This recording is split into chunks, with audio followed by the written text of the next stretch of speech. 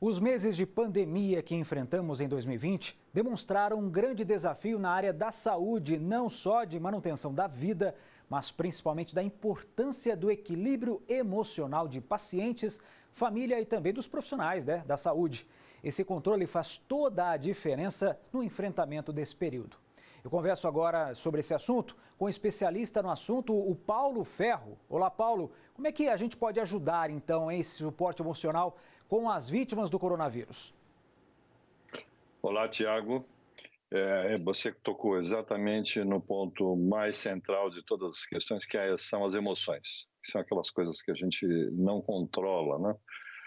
Elas vêm. E a pandemia, é claro, trouxe para a gente uma série de questões emocionais que vieram aí a reboque da pandemia. Existem vários exercícios, existem várias maneiras de a gente tratar isso. Uma delas, por exemplo, é reconhecer que existe um problema. Muitas vezes a gente não reconhece, a gente fala que reconhece, mas não reconhece. Então, essa é uma das maneiras importantes. E a segunda, que eu diria, é aceitar que esse problema está instalado na gente, né? Então, eu diria duas, talvez na sequência da conversa podemos falar de mais algumas que podem aparecer. Tá certo. Agora, em relação aos profissionais da área da saúde que têm um contato mais direto com os pacientes nesse período, como é que a gente pode ajudá-los, hein? Nós fizemos um trabalho, inclusive a rede de Medical Coach fez um trabalho muito extenso com o Hospital da USP, justamente para apoiar essas pessoas a fortalecerem as suas capacidades emocionais, né?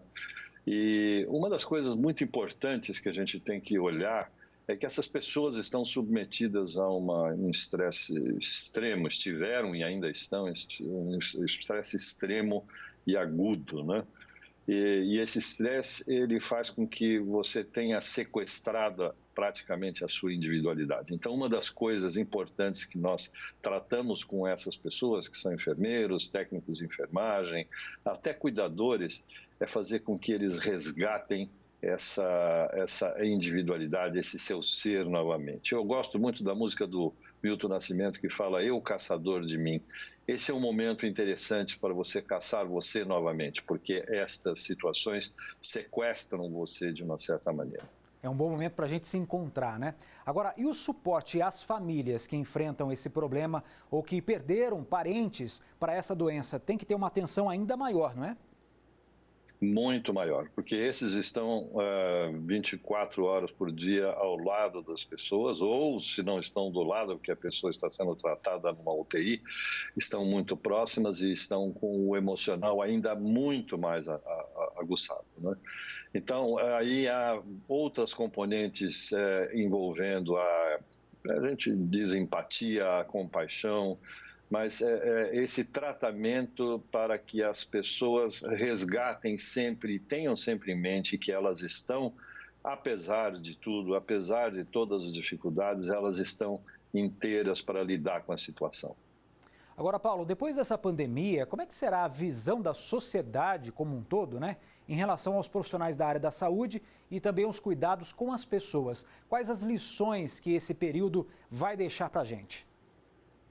Essa é muito interessante que você pergunta, porque pode-se pensar que vamos voltar a tratar e ver o nosso corpo da mesma maneira. Muito provavelmente, é muito difícil dizer com segurança, mesmo porque ainda existem capítulos para vir por aí que a gente não sabe, mas muito provavelmente nós vamos enxergar, nós vamos olhar para o nosso corpo e para a nossa saúde de uma maneira um pouco diferente. Essa intensidade que nós tivemos e estamos sendo expostos a uma crise de saúde fará com que a gente olhe talvez o corpo como aquele amigo nosso que muitas vezes a gente não dá tanta atenção. O corpo, na verdade, é uma parte de nós na qual a gente confia cegamente, né? A gente, inclusive, quando jovem, até exagera um pouco, mas ele sempre responde. E quando você tem uma crise de saúde, é como se você estivesse sendo traído pelo seu corpo. Então, é um sentimento muito ruim e que fica marcado, muito marcado. E a pandemia, como é uma questão que não é individual, a doença e um indivíduo, e sim a doença hoje e praticamente o planeta como um todo, eu não tenho muita dúvida de que olhar para o corpo de uma maneira diferente vai ser a nova tônica, e olhar para o cuidar do corpo, eu acho que vai ser a nova tônica. Não de uma hora para outra, mas gradativamente. Esse novo comportamento que a gente tem agora por causa da pandemia é mais fácil na questão das crianças. As crianças são mais adaptáveis, vamos dizer assim, do que os mais velhos, do que os adultos. Você acredita, então, que as crianças vão adaptar mais fácil e os adultos precisam ter um pouco mais de tempo, talvez, para se adaptar melhor? Eu não tenho dúvida que sim, desde que os adultos vamos dizer, provejam a elas essa consciência, né? E aí vai uma mensagem muito importante para os pais que têm suas crianças, seus filhos em idade ainda muito jovem, para que eles deem essas informações a melhor possível, a mais correta possível, para que eles criem essa mentalidade. Mas não há dúvida que eles, diferentemente de nós adultos, vão ter uma certa facilidade de se ajustar. É claro que sempre existe o livre-arbítrio da pessoa aderir ou não, mas vamos dizer, a consciência e vai estar disponível todos os meios para que isso aconteça, para que a criança cresça já dentro dessa mentalidade. Tá certo, Paulo Ferro, muito obrigado pela entrevista e até uma próxima. Obrigado a você. Até mais. Olha, você pode conferir a entrevista na íntegra pelo nosso canal no YouTube.